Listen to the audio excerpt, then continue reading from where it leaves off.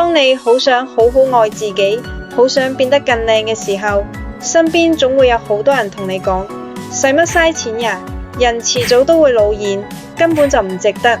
但係好奇怪啦，當你真係遇到婚姻嘅委屈，當另一半開始嫌你老，嫌你唔夠精緻嘅時候，同一班人又會反過來質問你，你平時做緊咩啊？點解唔好好打扮下自己啊？好多時候就係咁，發生喺人哋身上嘅只係一個故事，但一旦發生喺自己身上，就真係變成一場事故。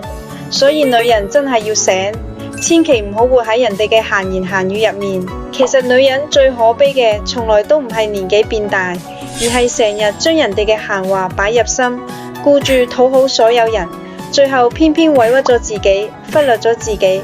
我一直都覺得女人做任何事最緊要就係我願意，千金難買我中意，千金難買我願意啊！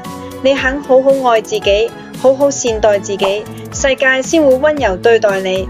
從來都係咁愛，只會流向唔處愛，識得自愛嘅女人。一輩子好短，最值得你落心投資嘅，永遠都係你自己。